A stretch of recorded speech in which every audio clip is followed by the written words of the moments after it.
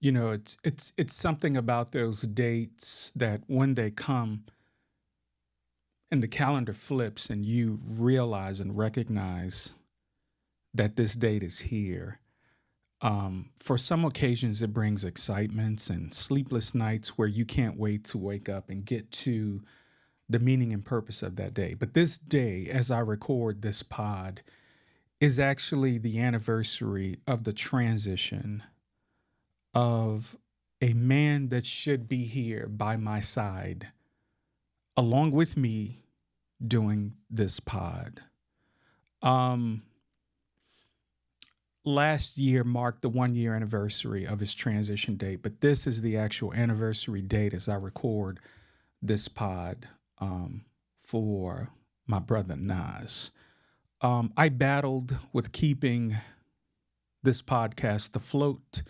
I felt that we had so many, we had so much creativity in the ethos of what we were trying to do, and I just kept hearing his voice said, "Don, you got this."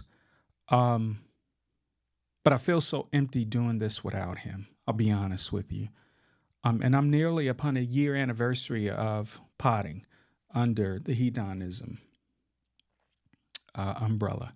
But to the Lee family, I will continue to always have you all in my thoughts and prayers, more particularly on days like this where these dates come about and they hit different.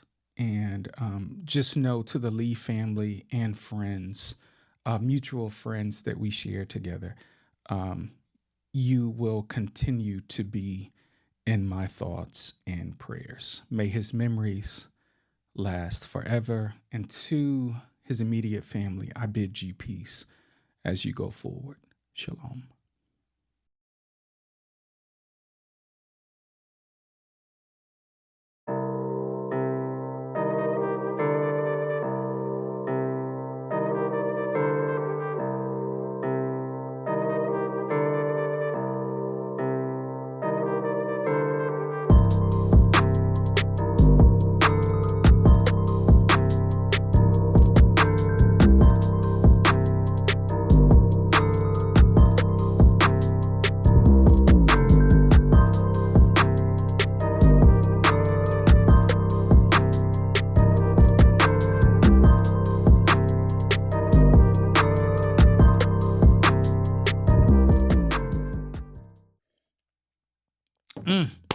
Everybody, welcome back to another episode of the hëDØNižm podcast.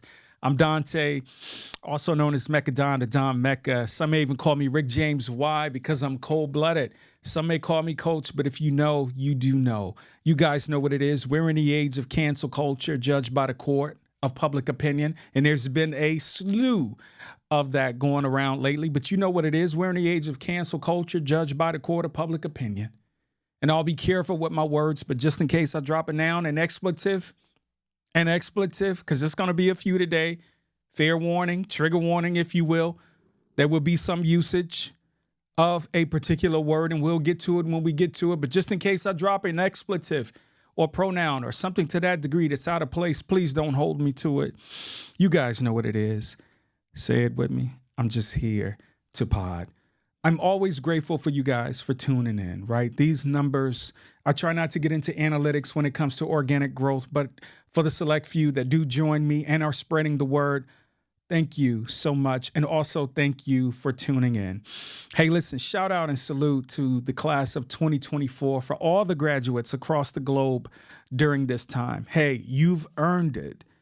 And when it comes to cancel culture and some of the things that are going on right now, as it pertains to the Israel and Hamas conflicts that are going on overseas, it just so happened to spill in CONUS during this season, and it's causing somewhat interruptions for our 2024 class graduates, and it's spilling over to the United States, and it's regional, and it's pretty much everywhere you go to a commencement ceremony. But to my friend, as we talk about our 2024, to my friend, to my sister, to my business, to my philanthropist partner, to my prayer, PIC, partner in crime, right? I can go on and on. She's my spiritual PIC as well, but I can If I could just keep it 8 more than 92 with you guys, this is my girl. Who am I talking about? Once known as the illustrious Pakel.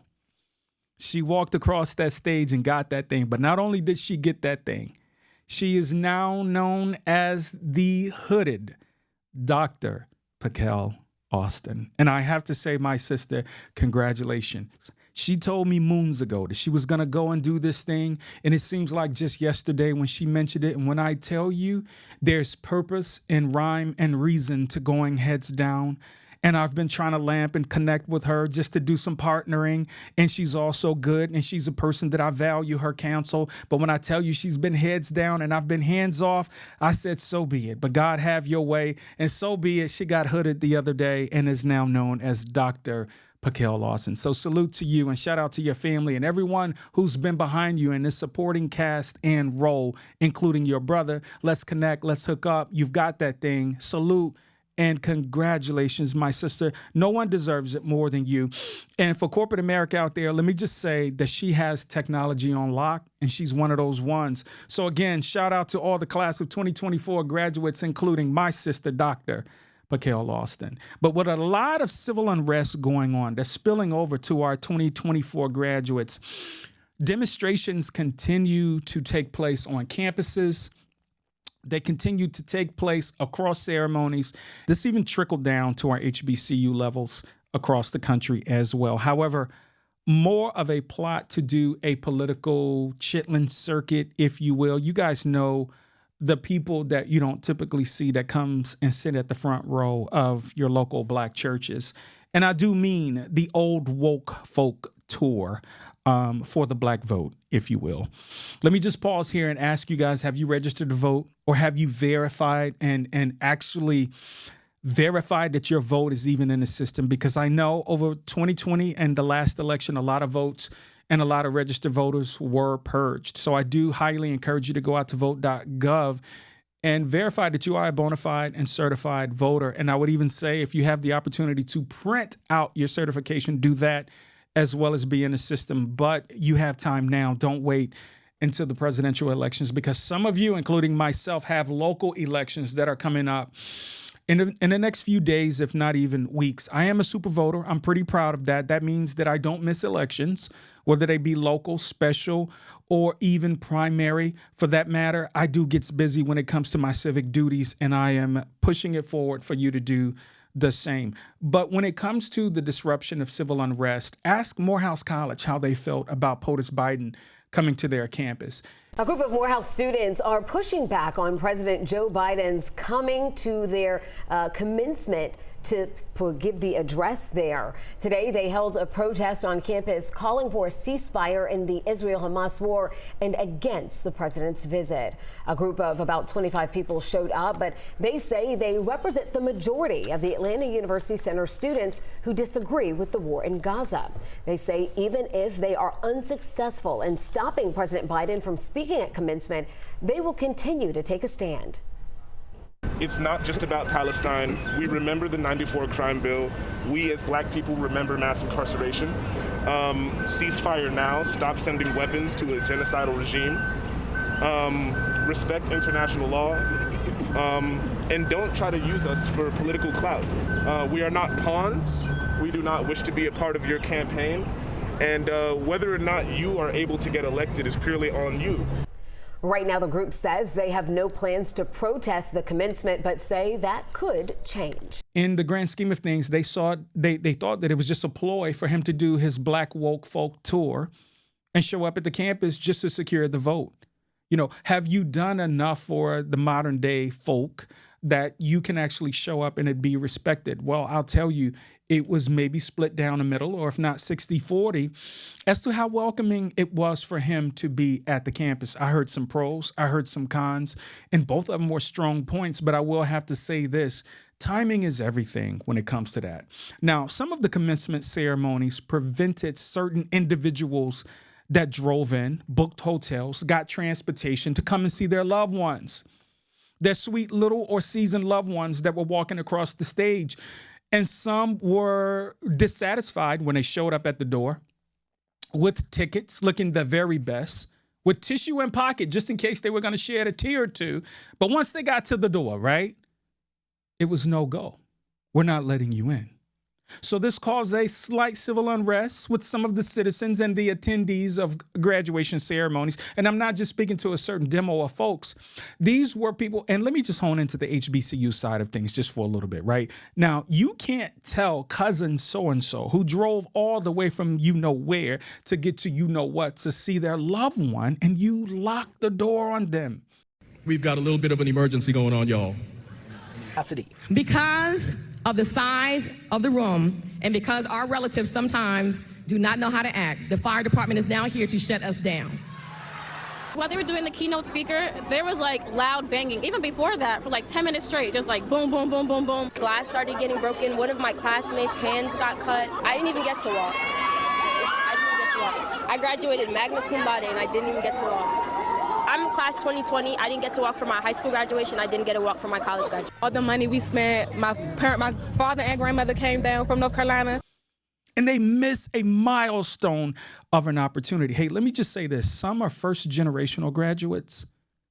Some are mothers, fathers, uncles, aunts, grandparents that are returning back to college to get their diploma, degree, doctoral, or certification, and you're locking them out. Hey, listen, we cannot let the problems of the world dictate how we celebrate and also uplift those that have made a major milestone of accomplishment. So it was sickening to see some of the policies that were in place at some of these commencement ceremonies. And there's no exception for me. Now, it's a sad thing to see. And for some of the people who actually turn to vandalism and small rioting, I can't say I blame you. In the words of the late, great Dr. Martin Luther King Jr., rioting is the voice of the unheard, right? There's a time and place for everything. And I'm not saying tear the club up,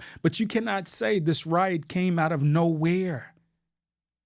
It is somewhat the voice of the unheard for those that came in peace and in certain policy, compliant to show up, and the doors are locked for them to see their loved one. It was just sickening to me. But I'll have to say to those, hopefully there was some modification where you got to enjoy your loved one that walked across the stage. I thought it was terrible. Hey, listen, folks, I had the opportunity to have witness and be a part of a play that I thoroughly enjoyed as a youngster. This was a best-selling book and also an Academy Award-winning motion picture that was displayed. I'm talking about Harper Lee's To Kill a Mockingbird. Well, for those that don't know, this live playbill started on Broadway and went on tour to select cities across the nation. This playbill was rewritten by Aaron Sorkin. He was the writer, but you may know him as a hot button pusher for his social commentary in his show, The West Wing. You may also remember him from the Social Network motion picture. But nonetheless, the play was titled Mockingbird, and it was rewritten to have a not remixed script, but modern day narration to keep us up to speed, because if you know the movie or the book, it would take forever and a day to actually put this on a curtain call. But it was here at the Fox Theater in Atlanta for 5 days. And again, we're talking Georgia, right? Some people think Atlanta is the state and Georgia is the city. No, let's be specific about geographics for a second, okay? Atlanta is the city, Georgia is the state.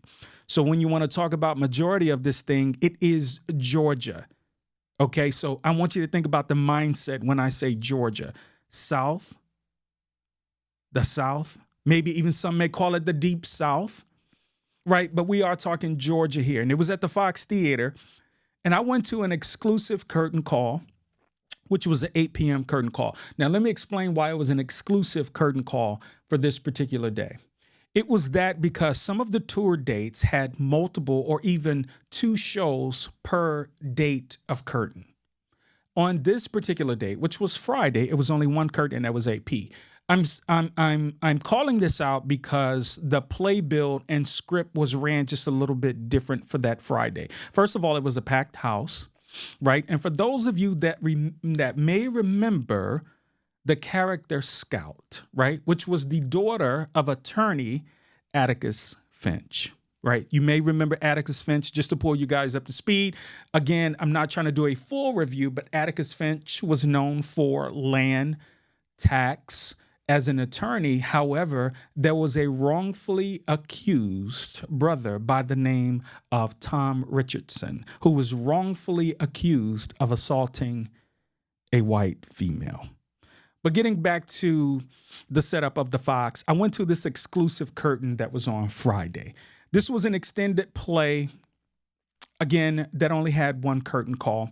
And it was a packed house. And just for the sake of demo, this is according to eyeball test, okay? It was approximately, from my eyeball test, you know, you get to place early, you kind of talk it out with those around, and you read the play bill, whatnot. But to come to a play late is just so disrespectful, right? So it's something exciting about hearing the bell and the tones and how creative and eclectic and throwback that the Fox Theater have with the ushers, and also 5 minutes to curtain call, 3 minutes to curtain call, get your seats. Just the old school theater feel of the Fox Theater was something vainglorious to actually witness while seeing the Mockingbird. But per my eyeball test, I would say that it was approximately 15% African American in the house, and the other 85% would have been non-African Americans. And again, this is based on eyeball tests. I mean, you can look and see and feel the room, and oh my goodness, when I got to my seat, I'm like, it's slamming this joint.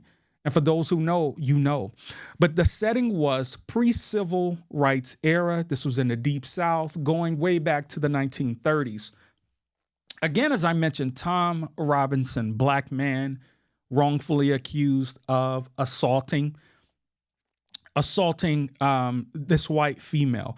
Atticus Finch took him on as an attorney because he wanted to see Tom have a fair trial. In Atticus' role, now you got to have some kahunas, either back in the day to be in front of a motion picture camera or to do playbills in the 70s, I'll even say in the 80s and 90s doing this play. You got to have some kahunas. But this character, Atticus Finch, was played by Richard Thomas. You may be thinking, I know that name. What do I know that name from? Well, let me just remind you. Let me pull you up to speed. Richard Thomas was John Boy. You guys remember it, right? Good night, John Boy. You guys remember that lovely household, that near perfect household from the Waltons. Yes, that was John Boy. Richard Thomas played the role of Atticus Finch. You may even remember him as Wendy's father from Ozark, right? You remember that? That long episodic thing on, was it Netflix? Yeah, Netflix. But Richard Thomas played Atticus Finch. But Atticus had to choose whether to adhere to pressure or fold while representing Tom Robinson for a fair trial. But let me give it to you from a thespian viewpoint, right? This play, although it dated back to the 1930s, was still relevant in 2024. The play, I would say, had a little bit more power in today's time. Hold your horses, I'll get there. But I'll be honest with you. It is still relevant today. But I just a temperature check of the room as the play, as the curtain rose and certain dialogue and content was displayed about the play. And I'm fast forwarding through the whole thing, but I'm jumping around, so stay with me. But I would say that Black America perspective on To Kill a Mockingbird was, yeah, you think? We've been saying this, but for white America, it was somewhat of, OMG, clutching my pearls.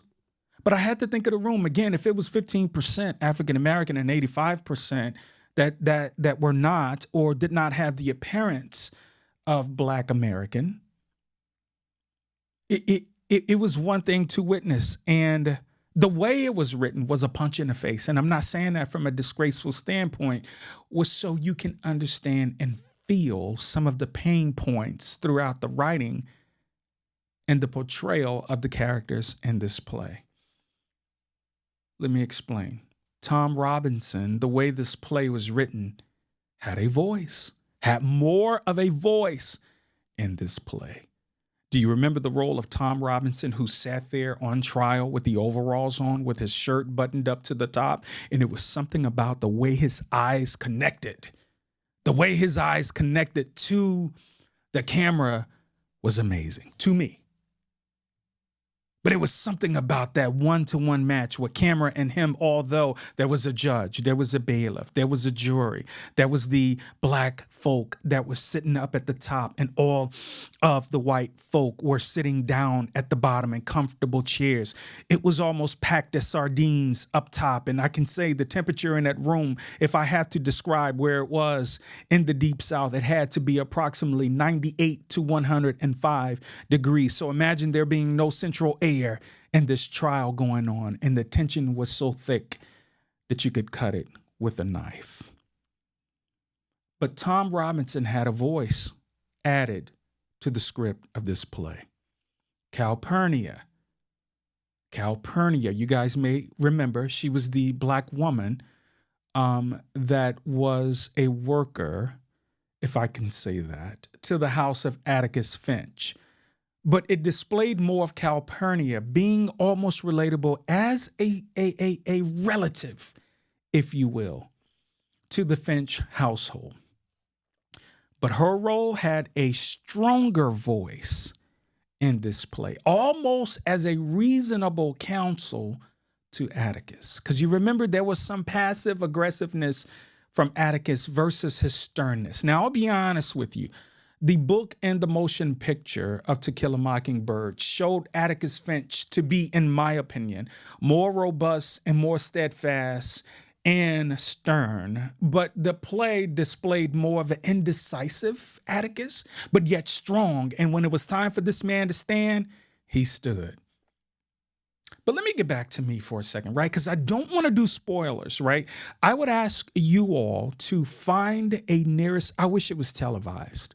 But I want you guys to find the nearest play if you can. I think it's worth a flight. I think it's worth lodging. I think it's worth going and seeing. And for those thespian lovers out there, and for those that are in the theater and Actors Guild that love these type of plays, find it and go see it. Now, it's done with Georgia. I think the next place it's going, I can't remember, but look it up online. It's called Mockingbird, right? But let me go and I'll say this. Here's what was beautiful, and I thought it was amazing. And it was, and I'll get to that in a second, but let me just talk about me for a second, right? As I sat there in the theater, it was uncomfortable for me during the play. Why? Because there was an inhumane and a total degrading use of splat. You guys know how I feel of the abuse and use of the splat. Splat was thrown around in the original writing bill as a description of Tom, right? But not only that, it depicted the identity of black people. Tom was the wrongfully accused in this play. But this also shows how black people were looked at. Yes, I was looking at a play. But if you think about the ideologies and the mindset of certain individuals, again, I'm giving a 15-85% difference by eyeball test. When that N-word was dropped in that theater, and let me just say, for the sake of technology and engineering, the light was phenomenal. The lighting was outstanding. The audible and the sound engineering, it was so crisp, and salute to whoever the audio engineers were. They had them individuals mic'd very well. And I think they all had on lapels, but they were hidden. And I think, you know, in acting, you put them in your hair or behind your ear. So that means you have to actually project your voice. Oh, I was just intrigued with the whole theater in general. But let me just say, it was super duper crisp. So you got details, and you also got crescendos and actually punctuation that was displayed during this play. And that's no exception. And for those who know the script, those who know the book, those that saw the motion picture, you know there was good and evil, portrayed in this playbill. And I'll have to say some usage of the N-word, of course, it was excessive. I think that was the intent. But every time I heard it, and I'll say this, it was done more than 20 times. It was somewhere close to 50 plus of the use of the N-word because it was repeated in some aspects. And to know that Tom Robinson in his character was there. And by the way, I cannot remember the gentleman's name right now, but by the time I go post-production, I assure you I will have his name. But he was a Morehouse grad. He was a Morehouse alum. And this man has been traveling the circuits. This man has been traveling all across the country, playing the role of Tom Robinson.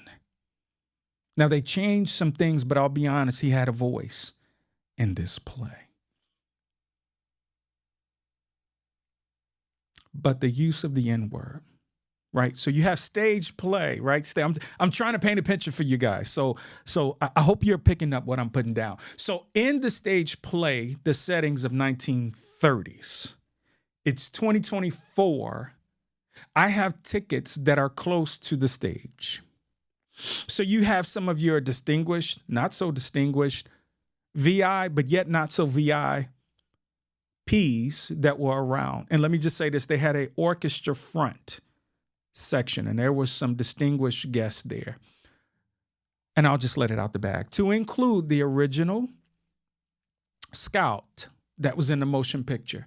She said that she wanted to come and witness the play in the South to see if it still had potency from the motion picture. And she's now 67 years old. And I'll give you her name in just a second.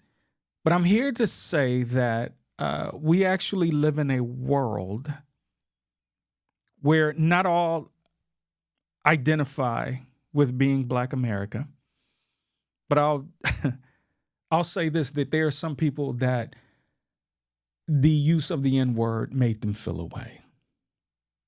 I won't say that that was a relaxing feeling, but every time I heard the N-word, I did self-talk. I did inner speak to myself, and I was pretty much in the bag of hold your composure. Don't show any emotion. Act unbothered and go.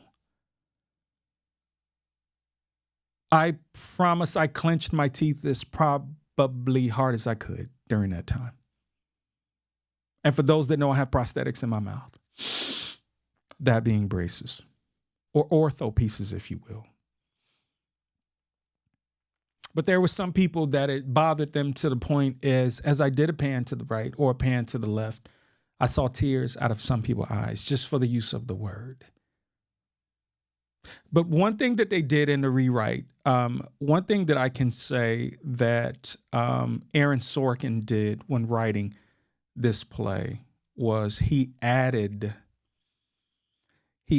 some wit to the role of some of the people, that being Scout, Atticus, Calpurnia, and some of the others. But some of the laughter I felt was a little excessive, given the nature of we know how this thing ends. I'm not doing any spoilers because I want to challenge you all to go and revisit that feeling.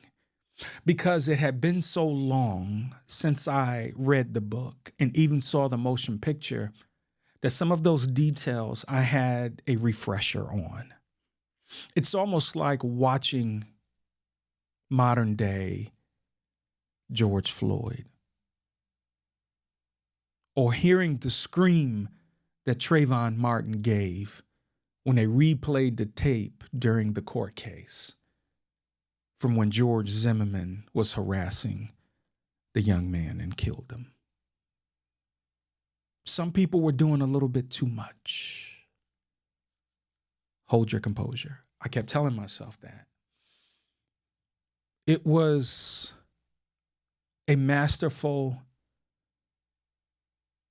uncomfortable thing to witness as someone who purchased a ticket and went to go witness Mockingbird.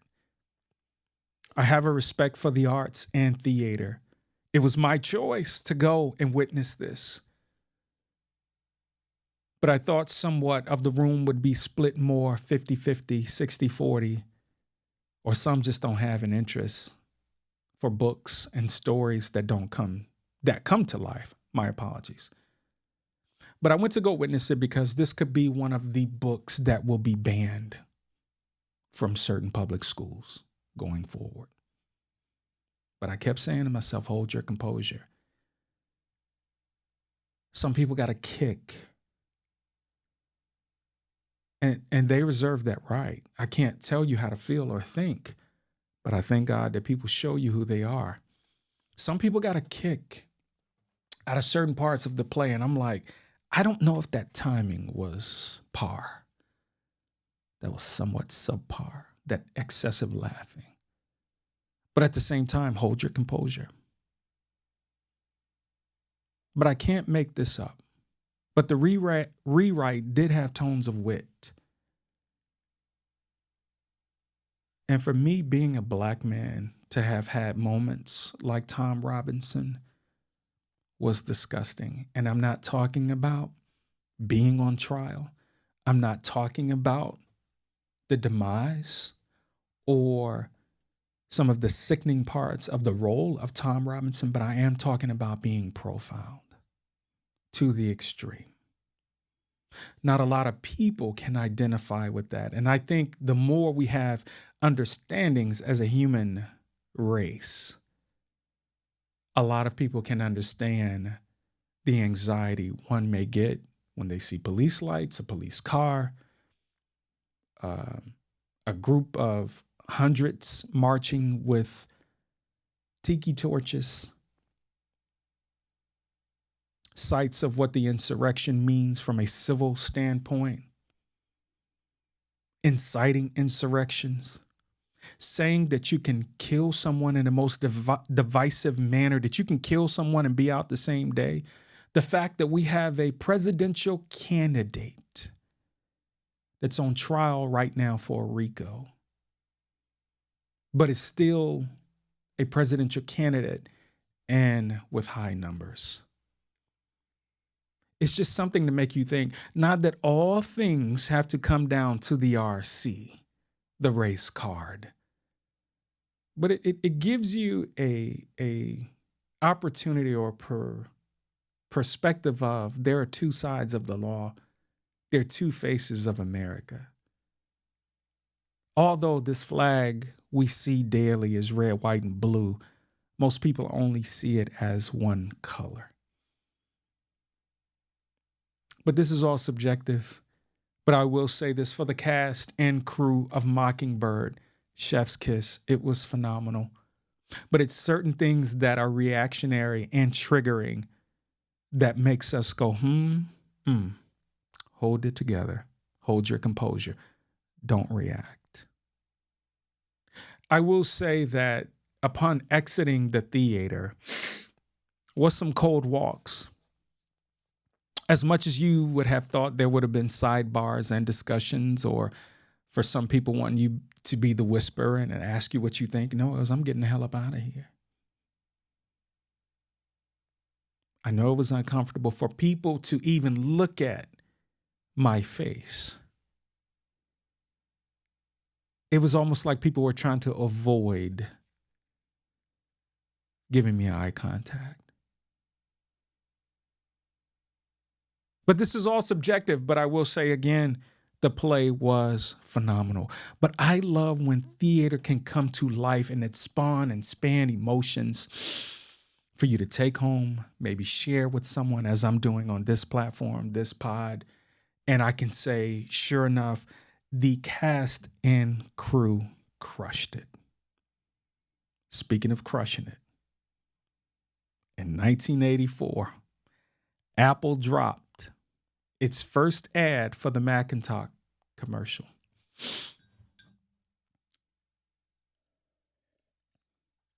But again, speaking of crushing it, Apple's crushed it again. So here we go with Apple and its bold take on a new drop. But did they go too far last time? You remember the title of last pod? They went too far. Did Apple go too far this time? So what am I talking about? The new iPad Pro gave a straight up bold pictorial display of how we no longer need some of the following: a trumpet, a guitar, a metronome, paint, turntables, mixers, microphones, sheet music, a piano, cameras, lens, laptops, keyboards, TVs, alarm clocks, video games. I can go on and on. Movie theaters and so much more, mirrors. But all things from industrialism to modern technology. Hey, critics are bashing this commercial. As I saw the trumpet get crushed, I thought about how I got my son a trumpet and he crushed it. And I said, man, he picked this thing up fast, way faster than I did when I played trumpet. But I'm like, man, do I got a Miles Davis on my hand? But I thought about how much practice he put in and then made himself part of the symphonic band as well as the marching band. He crushed it. He was a leader. But when I saw the destruction of that, and then they panned the camera around and they went down further, and I saw the turntable that looked crispy along with a modern day mixer and then a mixing board for audio, I thought to myself, has technology evolved so much where Apple is portraying that you no longer need these things because of the evolution of modern technology? But the uptick in some of the think tank for this creation of a commercial is what the old folks don't see. You guys guessed it. I'm talking about TikTok, social media, Instagram, where they're starting to have a trend of crush videos similar to the ASMRs. So here we have a split, right? You got Gen Zers that see this as a win on going forward. Then you got millennials and above that see this as ad abuse to the fine arts. I'm sorry. I understand what people are saying, but there's 2 points. One is that understanding this ad requires having some contemporary media literacy about TikTok trends. And if you're like me and you watch your TikToks or watch them on Instagram, my first reaction to this was, oh, this is one of a genre of these crush ads that are kind of like ASMR, kind of these satisfying videos of watching various sorts of objects getting crushed by these hydraulic machines. And there are commentators that put voiceover and do duet videos with these, and they're really funny and they're really satisfying. And the gist of those is that there's a kind of indescribable, ephemeral, like instinctive feeling about what kind of objects give you a good smush and what kind of objects don't give you a good smush. But the point of those videos is not like, I hate the thing being smushed. It's that there's something that's satisfying that comes out at the end. So when I saw... It's in the way that popping bubble wrap is satisfying. Exactly. So Gen Zers feel that, hey, yo, we should have a contemporary media literacy, that we should have a contemporary media literacy as to how we interpret some things. This is a derivative of TikTok and trends on social media and ASMRs, but we're supposed to see this as evolution because of a TikTok trend, something that lasts seconds. Is this the point of us having to have intellectual tech eyeball for how we look at things going forward? I mean, I'll be honest with you. According to Tom Marion, the VP of Marketing Communication, and I quote, "Creativity is in our DNA at Apple, and it's incredibly important to us to design products that empower creates all over the world. Our goal is to always celebrate the merit of vast users to express themselves and bring their ideas to life through iPad." But here's what they said that's most important. "We missed the mark with this video, and we're terribly sorry." So I used the quote the other day from old Denzel. And he said, it's no longer about being right, it's about being first. So Apple, you just rushed to put this ad out where you totally disturb some creators' eyeballs by smushing some of the most creative tools. But we know you, Apple, for trying to do a paradigm shift. Is this what you're doing? I mean, when we go back to that 80s commercial, you pretty much told us that this is the future and the future won't be the same, starting with this, the Macintosh. You guys remember the Oregon Trail? How many of you guys went home depressed after doing the Oregon Trail? Some of you had the Oregon Trail. Some of you had maybe one Mac in your library at school. And there were increments where you had to sign up and do segments of the Oregon Trail. I remember going ahead in the floppy disk back to the librarian like, she didn't ask, was I okay or not? And I was in full anxiety mode. Why? Because I died on the Oregon Trail. Or my mule died or something to that degree. I didn't have enough water. And they actually had hey, listen, hey, yo, Apple, this is what you're trying to do? OMG. But this is where we're going with technology. So I say buckle up. We're in for a ride. But the VP of marketing did come back and apologize for what they displayed to be art and next gen thinking. Or was it? Speaking of next gen thinking, can we just say RIP to the Boy Scouts of America? Yeah, you heard it. RIP to Boy Scouts of America. I'm not saying they're dead, but some are saying Boy Scouts of America, the slogan, the name, the brand is dead. Why? Because for the first time in history, they're doing a rebrand, a name change. So they're no longer going to be called Boy Scouts of America. They're going to be called Scouting America. Why? For inclusivity to all youth. Now, I remember a while back mentoring some kids, as well as my own boys, making a decision to put them in Boy Scouts of America. Went to a couple of meetings, and I saw that some of the Scoutmasters were women. Now, it wasn't a gender thing for me at the time, but I was just thinking, and the leaders they were pretty much energetic, if you will.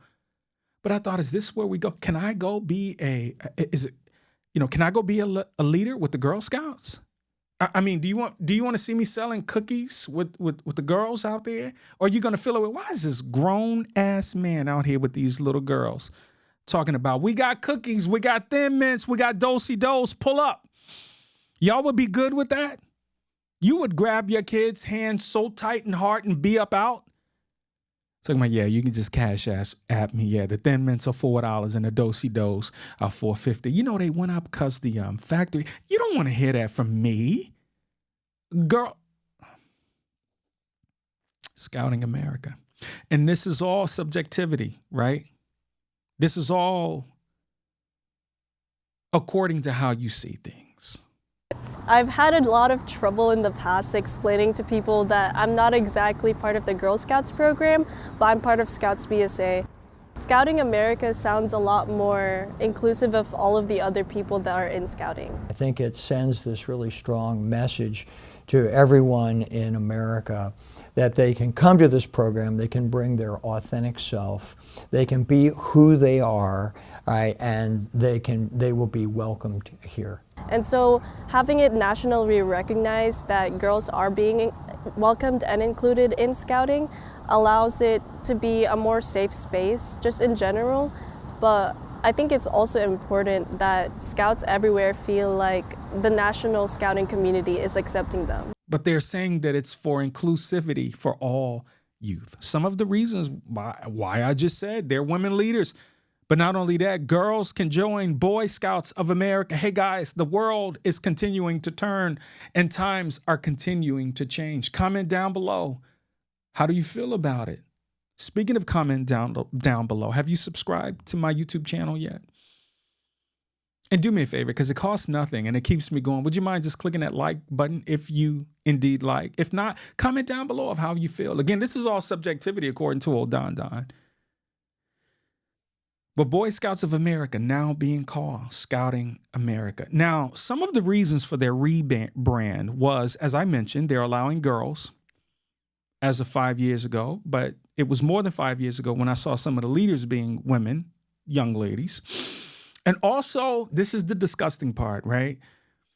is rebranding because of facts and actual legal documents of assault and molestation scandal that they had at the Boy Scouts of America. There was a document, I think, that was put out on Netflix that described it. And it was mad disgusting. I'm here to tell you that the organization is still not safe for boys and girls. I'm not going to sit here and be quiet while I know kids are still at risk in scouting. It was mad disgusting. After seeing the doc, you almost want to say, hey, just throw the whole damn thing away.